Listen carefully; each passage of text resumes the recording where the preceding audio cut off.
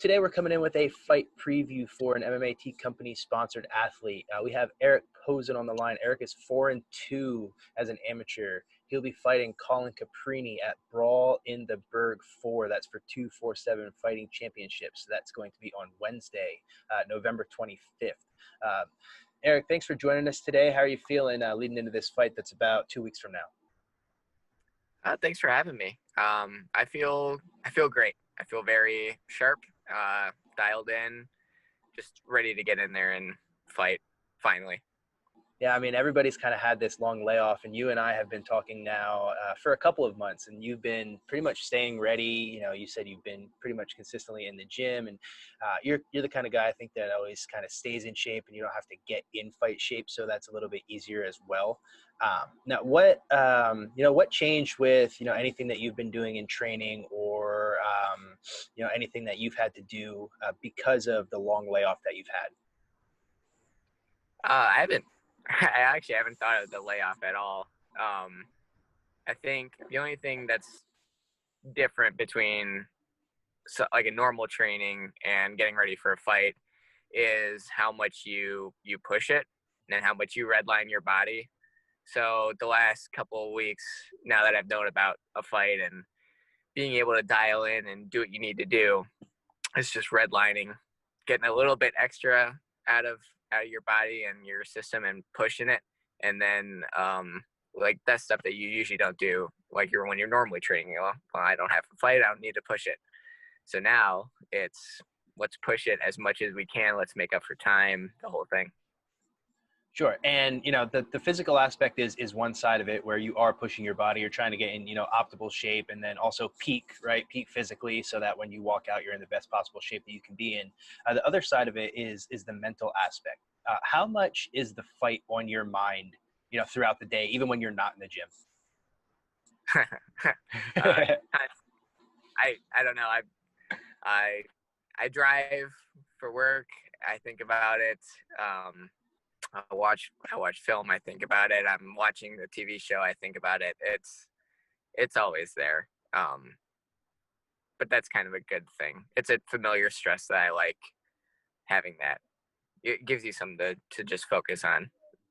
Yeah, you can kind of take all that, some people call it nervous energy or whatever it may be, that leading up to that fight, and you can harness it, right? And you can always put it back into your training. And I always liked to kind of visualize the fight and then use that visualization in my training, that night or that morning or whatever that may be as well.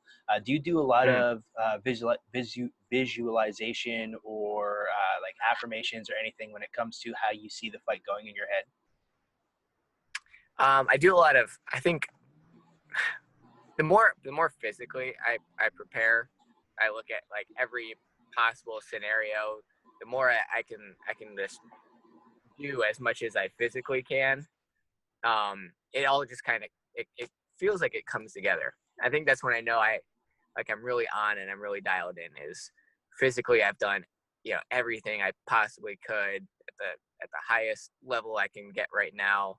And your mind starts to just think positively.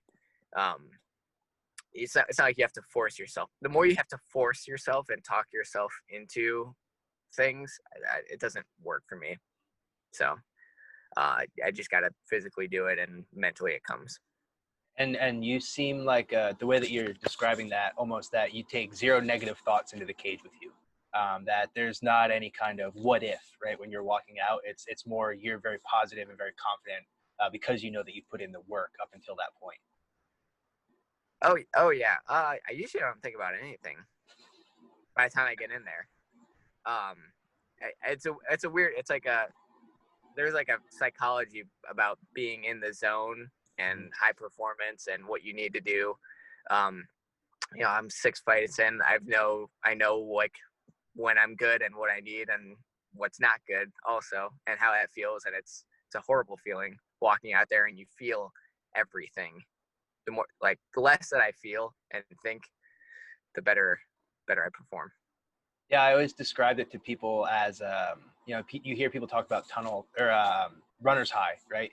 And I think there's also a fighter's high, where when I was locked in and like super confident and ready to go, I had tunnel vision all the way walking out, and then they would slam the cage door shut, and it would be, there might be 2,000 people in there, but I didn't hear anything. Yeah. And it's a crazy amount of focus that you can have when you're walking out. And then to not be able to hear anything and be so focused on one thing, I think that is the fighter's high that a lot of us also chase. You get it for the first time and you're like, there's nothing that compares. No, there really isn't. It's that you nailed it. That tunnel vision, that extra focus, and other people. The thing is, like, I think as a fighter, you got to figure out what gets you there. I think that's part of the process. Is what do you do to get to that stage? Maybe it's a good warm up in the backstage. Maybe it's you have a good weight cut, and when you don't always have good weight cuts, just things that give you confidence. Yeah, and speaking of cutting weight, we were talking a little bit offline before we started this, and I always hated fighting around Thanksgiving, but I always fought the weekend after Thanksgiving. So I think it was 4 or 5 times that I went through Thanksgiving and I just ate like a little bit of a sweet potato and some turkey, and that was about it. Now you're fighting the Wednesday before Thanksgiving, the night before, and you said this isn't your first rodeo with that night. So talk about your experience fighting on a Wednesday and then also the Wednesday before Thanksgiving, which is, traditionally a very big drinking holiday for a lot of people. Yeah, I didn't realize it was a very big drinking holiday. I think this is my 3rd time now fighting the day before Thanksgiving. It's definitely weird.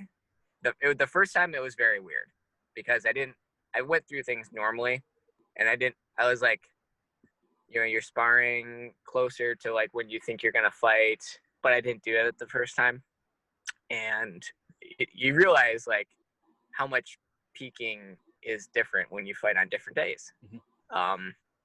It sounds like common sense, but it's not. So you gotta get everything as close as possible to when you're fighting.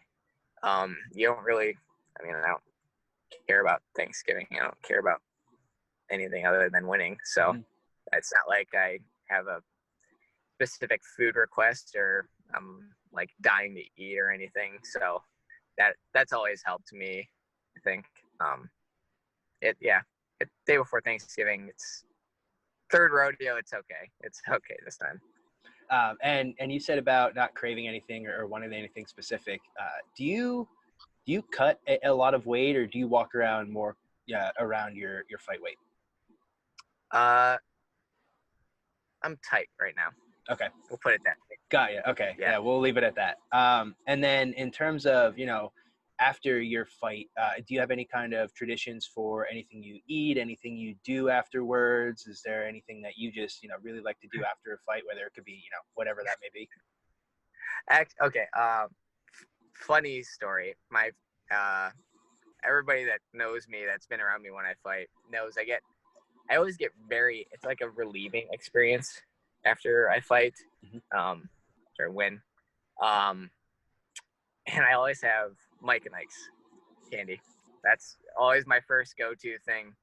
And I think when I started fighting, I didn't drink or do anything. So it's not like I was ever like craving alcohol or something else after a fight. It was always candy. That's good. And, everybody kind of has that like go-to thing. For me, it was I just always wanted to find the first burger joint because I didn't eat a burger for, 8-9 weeks leading up to a fight. So, everybody kind of has that thing that they just cherish when they get out of the cage. Now, speaking of being in the cage and this fight coming up for you, you're fighting another skilled fighter, right, Colin? I think you and him match up very well together. I think it's going to be a good fight. How do you see the fight going? And, how have you been preparing to fight him specifically? Yeah, he's a very tough opponent. I've watched a lot of his film. I've seen a lot of the stuff that he's done. He's incredibly accomplished, and he's a serious threat. It's not like he's some kind of pushover or anything. He's very good. So I think of him as, I look at a couple of the things that he does, and I'm just like, this guy's got some stuff. And a lot of people, I don't think fighters think that way. So that's, oh, he's not good. Oh, he's not good at this. But the more that I see that he's good at, the more that I can plan and prepare for it. And that gives me my confidence. So watching a lot of stuff that he's done, having a common opponent kind of helps, I think. Just knowing what it's like to be in there with the same guy. But yeah, a lot of fun stuff. Actually, this is really I'm looking forward to this fight a lot. And I don't, maybe I'm not using that the right way. As far as I've been working a really long time on a lot of new things. And so maybe I don't going in the cage is always just a nerve-wracking ball of nerves kind of thing. But I've changed a lot of stuff, and I've worked on a lot of different things, and I really want to show that. So that's what I'm really been looking forward to. And it's funny you put it that way, because talking to like my parents or my wife or like some of my close friends, they don't get to see what we do day in and day out in training. So all they see is from one fight to the next. So what you're talking about is the same thing that my dad had always been excited about going to fights, because I'd be telling him, no, I'm working on these things. And then to see it play out in front of you, right after, seeing a fight previously, and then 6 months down the road, there's a whole new fighter in the cage, I think is some of the most exciting things as a fighter, because you can show what you've been working on, and you can show your growth in real time in front of all of your friends, family, what have you, where they don't get to see the work that you put in. They know you're at the gym, right? But they don't know specifically what you're working on day in and day out. Yeah. And that's kind of why you have to do that. You're spending 3-4 hours a day at the gym, and they don't get to see you, and you don't get to see your friends and family and wives and girlfriends or whatever. You owe it to them to put everything you can in to get better and to work on stuff, so that when you go out there and you win, it validates everything. Yeah. And that validation is something that I think we all kind of, at the end of the day, everybody can say, they don't care about winning or losing, but we all want to win, right? That's the whole point of doing this. We're not just going out to, put on a good show. Yeah, we 100% want to win. Yeah. It's about winning. It is about winning. You're exactly right. No matter how, it doesn't matter. Exactly. So we're excited to see you fight, see you back in the cage. Before I let you go, just wanted to give you the floor, let you do any kind of shout outs to, anyone who's been helping you, supporting you along the way. Yeah. Look, MMAT, you guys have been awesome. This whole process, I've been talking to you guys about fights. I've been talking to you guys about, products, and just, having that support it's a huge thing.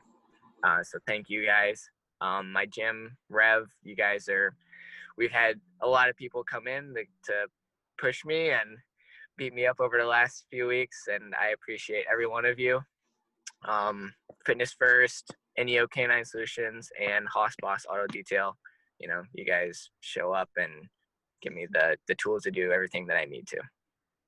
Awesome, Eric. It was a pleasure speaking with you today. Looking forward to seeing your fight in just about 2 weeks, November 25th. Brawl in the Burgh 4, out there for 247 Fighting Championships. Good luck. Thanks, man. All right, thank you. Whew.